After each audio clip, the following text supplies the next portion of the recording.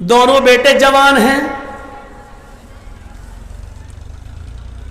ایک پڑھ لکھ کر بہت قابل ہو گیا ہے، اس کی سرکاری سروس لگ گئی ہے، اس کو 1 لاکھ روپیہ مہینہ مل رہا ہے، ماں بوڑھی ہو چکی ہے، باپ کا انتقال ہو چکا ہے، وہ بیٹا 1 لاکھ روپیہ مہینہ کماتا ہے، 50,000 روپے مہینہ کماتا ہے، اور اسی پر وہ اپنا پیٹ بھی پالتا ہے، اپنے بیوی بچوں کا پیٹ بھی پالتا ہے، اور اپنی بوڑھی ماں کا بھی خیال رکھتا ہے۔ لیکن اسی ماں کا ایک دوسرا بیٹا ہے، وہ بھی جوان ہے، لیکن اس کے دونوں پیروں میں پولیو ہے، لکوا مار چکا ہے، اس کے دونوں ہاتھوں میں کمپن ہے، ہاتھ بھی اس کے لکوا مار چکے ہیں، وہ نہ اٹھنے کے لائق ہے، نہ اپنے سے بیٹھ سکتا ہے، نہ اپنے سے کھا سکتا ہے، نہ اپنے سے پیشاب اور پائخانہ کر سکتا ہے۔ اس بچے کی عمر بھی 18-20 سال ہے، اس کا بھائی بھی 20-22 سال کا ہے، جو کماتا ہے اور اپنی ماں کو کھلاتا ہے، لیکن یہ بیچارہ اپاہج بچہ، دونوں پیروں سے اپاہج، دونوں ہاتھوں سے اپاہج، بستر پر لیٹا ہے، یہ نہ کما سکتا ہے، نہ ماں کا پیٹ بھر سکتا ہے، نہ خود کھا سکتا ہے۔ یہ بچہ بھی ناکارہ ہے، کسی کام کا نہیں ہے، بیکار ہے، بلکہ یہ بچہ اپنے ماں پر بھی بوجھ بنا ہے، بلکہ اپنے بڑے بھائی کے اوپر بھی بوجھ بنا ہوا ہے۔ میں آپ سے پوچھنا چاہتا ہوں، ماں ان دونوں بچوں میں سے کس بچے کی حفاظت کرے گی اور کس بچے کو اپنے گھر سے باہر نکالے گی؟ آپ کا جواب ہوگا، وہ کسی بھی بچے کو باہر نہیں نکالے گی۔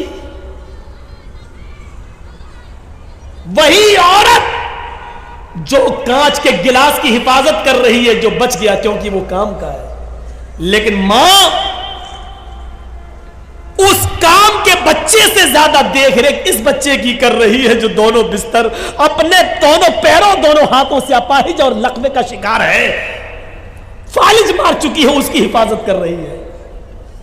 ماں اس بچے کے سر سے پسینہ نہیں پوچھے گی جو محنت کر کے آیا ہے، اس بچے کے سر سے پسینہ پوچھ رہی ہے جو بستر پر لیٹا ہے۔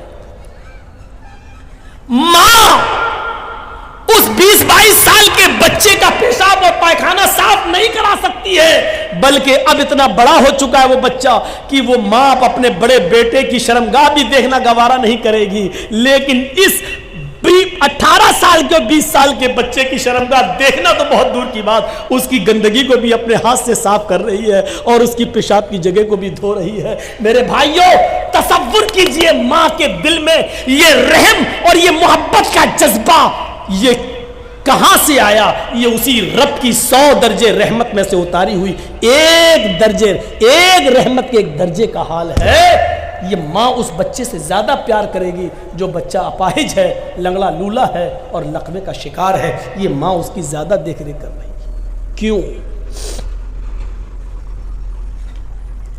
اگر اللہ ماں باپ کے دل سے یہ رحمت نکال دے تو ماں باپ سے بڑا ہمارا دشمن کوئی ہو سکتا ہے؟ بتائیے۔ کمینہ پیدا ہو گیا، کمائیں ہم اور مر کے ہم چلے جائیں تو ہمارے بنائے ہوئے گھر میں تو رہے گا؟ باپ کی محنت، باپ کا رات میں جاگ جاگ کر محنت کر کے مزدوری کر کے بلڈنگ بنانا، جبکہ باپ کو معلوم ہے کہ اس بلڈنگ میں ہم نہیں رہیں گے، میرے مرنے کے بعد میری اولاد رہے گی۔ اگر اللہ باپ کے اور ماں کے دل سے یہ محبت نکال دے تو ماں باپ سے بڑا ہمارا دشمن کون ہو سکتا ہے؟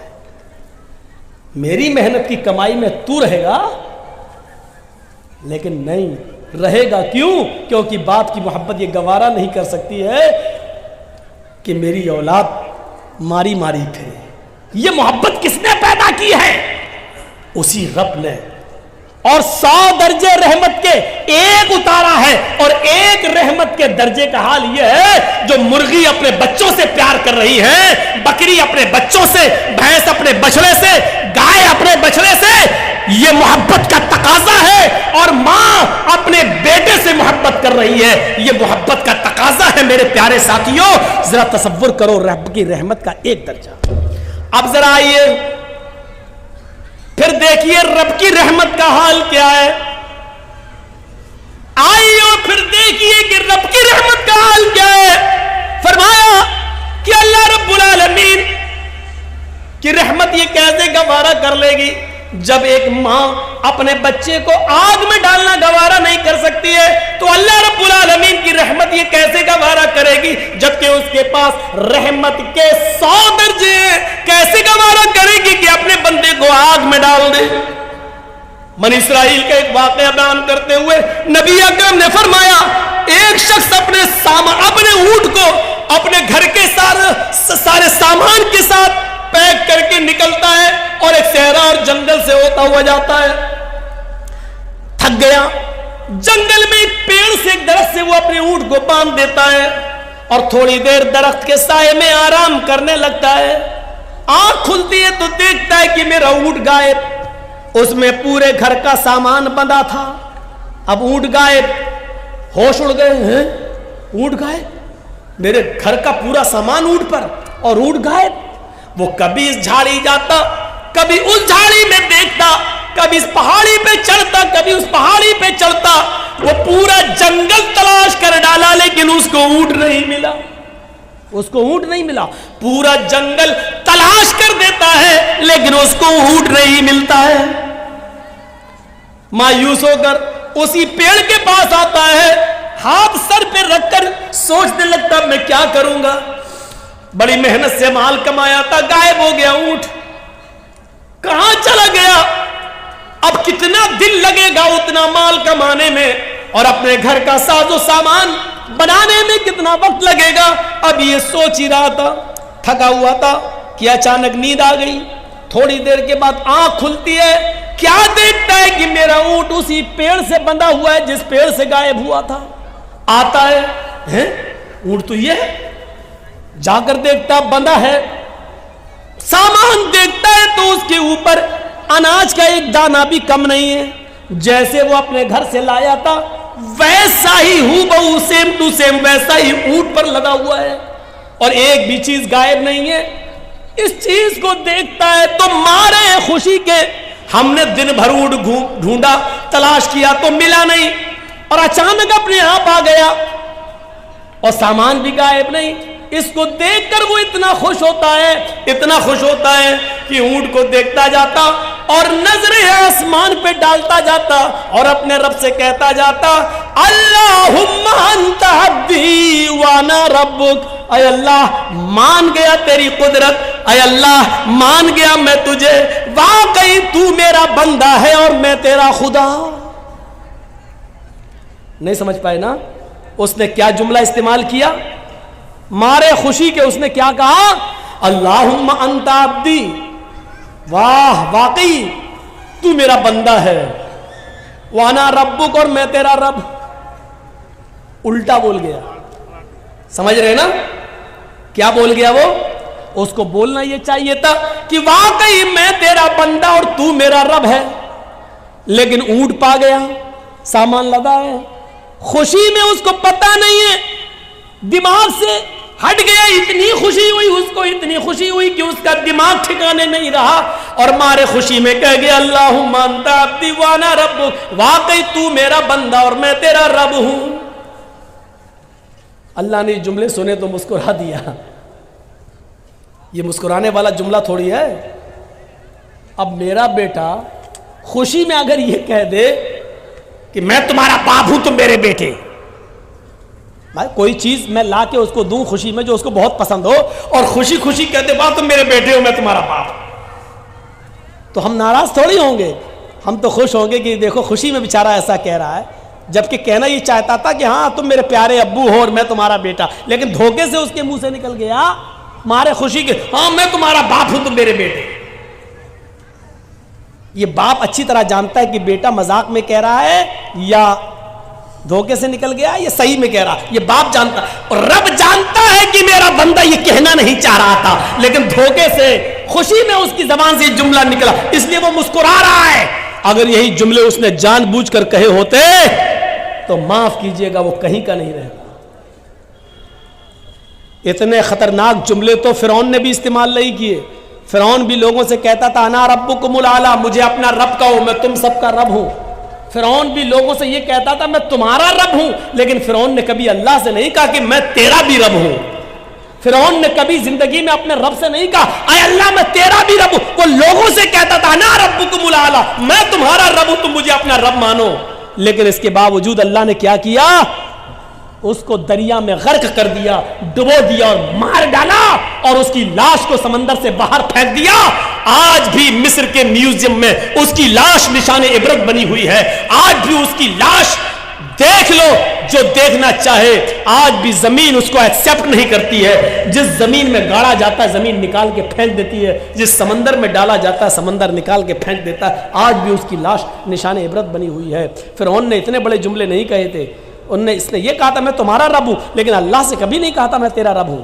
لیکن اس نے تو اللہ ہی کو اپنا بندہ کہہ دیا اور اپنے آپ کو رب کا، اللہ کا رب کہہ دیا۔ اللہم انت عبدی وانا ربک، تو میرا بندہ میں تیرا خدا۔ ذرا تصور کرو، لیکن اس کے باوجود اللہ ناراض نہیں ہو رہا، کیوں؟ کیونکہ اس کے دل کی نیت یہ نہیں تھی۔ اللہ کے نبی اس واقعے کو بیان کرنے کے بعد کہتے ہیں جتنی خوشی اس بندے کو ہوتی ہے اپنا اونٹ پانے کے بعد کہ ہوش میں نہیں ہے، اتنی خوشی ہے کہ وہ زمین پر پیر نہیں رکھ رہا ہے۔ جب ایک گناہگار بندہ رات کی تاریکی میں نفل نماز پڑھنے کے بعد جب ساری دنیا سو رہی ہو، پھر وہ اٹھ کر وضو بنائے اور رات کے اندھیرے میں اٹھ کر رفع یدیہ الی السماء، اپنے دونوں ہاتھوں کو آسمان کی طرف اٹھا لے اور پھر اپنے گناہوں کی معافی اللہ سے مانگے۔ اے اللہ، اللہم اغفر لذنوبی، اللہم اغفر لی، اللہم اغفر لی، اللہم اغفر لذنوبنا وارحمنی واستر عیوبنا۔ یہ ساری دعائیں وہ مانگنے لگے اور پھر وہ رب کو راضی کرے کہ اللہ ہمارے گناہوں کو بخش دے، ہمیں معاف کر دے، ہم پر رحم فرما۔ اللہ کے نبی فرماتے جب ایک گناہگار بندہ اپنے رب کے سامنے اپنے دامن کو پھیلا لیتا ہے، اپنی جھولی پھیلا لیتا ہے اور رب کے سامنے اپنے ہاتھ اٹھا کر دعا مانگتا ہے اے اللہ مجھے معاف کر دے، میرے گناہ بخش دے، تو اللہ تعالیٰ کو اس بندے سے بھی زیادہ خوشی ہوتی ہے جو ابھی مارے خوشی کے یہ کہہ گیا تو میرا بندہ میں تیرا رب، جتنی خوشی اس انسان کو ہوتی ہے اپنا اونٹ پانے کے بعد، اللہ کو اس سے کہیں زیادہ گناہ، کتنی زیادہ گناہ، کئی زیادہ بڑھ کر اللہ تعالیٰ کو خوشی ہوتی ہے جب کوئی گناہگار بندہ اس کے سامنے اپنے گناہوں کی توبہ کرتا ہے، اپنے آپ کو کہتا ہے کہ اللہ مجھے معاف کر دے، اللہ کو اس سے بھی زیادہ خوشی ہوتی ہے۔ یہ اس کا رحم و کرم ہے کہ گناہ کرنے کے باوجود وہ اپنے بندے کو معاف کرتا رہتا ہے۔ ہاں تو کر رہے ہیں، ہم کو 12:30 بتایا گیا تھا اس لیے ٹھیک ہے۔ تو میرے بھائیوں یہاں سے آپ اندازہ لگائیے کتنا مہربان ہے وہ اللہ۔ اور سنیے ایک چیز آپ کو پوائنٹ کی بتا دیتا ہوں، ہمارے صدر محترم جو اس جلسے کے ہیں انہوں نے کہا آج پہلا دن ہے اس لیے تھوڑا سا جلدی ختم ہو جانا چاہیے، تو میں بس ایک بات بتا کر اپنی بات کو ختم کر دوں گا، بہت قیمتی بات بتا رہا ہوں میں آپ کو، سن لیجیے میرے پیارے ساتھیوں، اس کو غور سے سنیے۔ اللہ رب العالمین نے تقریباً 20 سے زیادہ، قرآن پڑھیے آپ، 20 سے زیادہ بار یا عبادی کہہ کر اپنے بندے کو پکارا، یا عبادی یا عبادی، بلکہ بڑے سے بڑے گناہگار کو بھی یہی کہا قل یا عبادی، قل یا عبادی الذین اسرفوا علی انفسہم لا تقنطوا من رحمت اللہ۔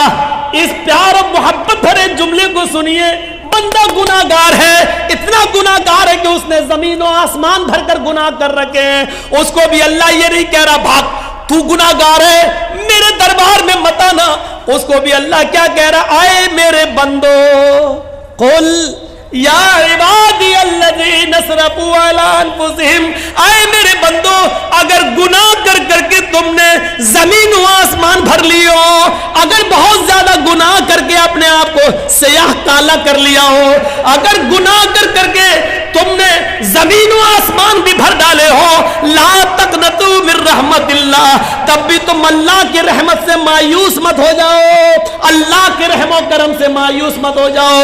اگر توبہ کرو گے تو ہم آج بھی تمہیں معاف کرنے کے لیے تیار ہیں، اگر بخشش مانگو گے تو آج بھی میں تمہیں بخشنے کے لیے تیار ہوں۔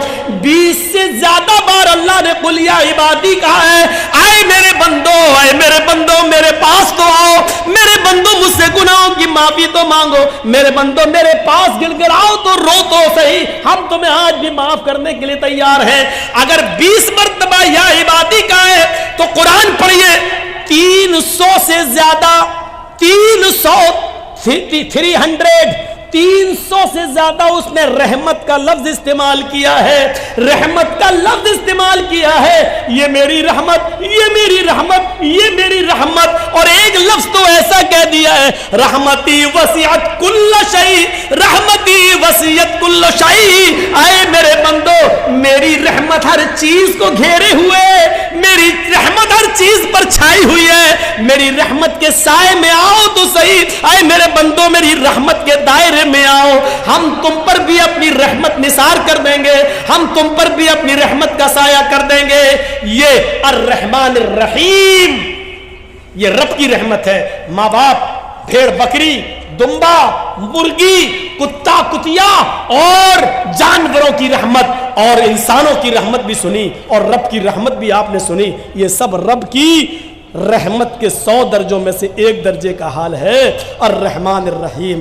میں 2 ہی آیتوں پہ چل پایا، الحمدللہ رب العالمین الرحمن الرحیم، ابھی رحمان الرحیم پر اور بھی باقی ہے۔ میرے پیارے ساتھیوں، کل کوئی دوسرا ٹاپک آپ کے سامنے رکھیں گے، ہم یہاں سے یہ سوچ کر اٹھیں کہ اللہ رب العالمین ہے اور رحمان الرحیم ہے، وہ مہربان ہے، وہ جس طریقے سے سب کو پالتا اور پوستا ہے، اس کی نظر میں کوئی دوست و دشمن نہیں، وہ سب کو دیتا ہے۔ تو ہمیں اور آپ کو بھی اس کو رب سمجھنا چاہیے اور اس کی رحمت کا فائدہ اٹھانا چاہیے، اپنے گناہوں کی معافی مانگنا چاہیے، اور اس رب نے جو ہمیں زندگی دی ہے، اس رب کی دی ہوئی زندگی کو اسی رب کے بنائے ہوئے قانون کے مطابق ہمیں چلنے کی کوشش کرنی چاہیے۔ ہم اللہ سے دعا کرتے ہیں کہ بارے الہ ہماری خطاؤں کو معاف فرما دے، ہمارے گناہوں کو بخش دے، ہم مسلمانوں پر رحم فرما۔ اے اللہ ہمیں اپنی ربوبیت کو سمجھنے کی توفیق عطا فرما، اور ہمیں رب العالمین کے رحمان و رحیم سے ہم کو رحمت طلب کرنے کی توفیق عطا فرما۔ جب تک تو ہمیں زندہ رکھ، اسلام پہ زندہ رکھنا، جب ہمارا خاتمہ ہو تو ایمان پر ہمارا خاتمہ فرمانا۔ وما علینا الا البلاغ المبین، وآخر دعوانا ان الحمد للہ رب العالمین۔ السلام علیکم ورحمۃ اللہ۔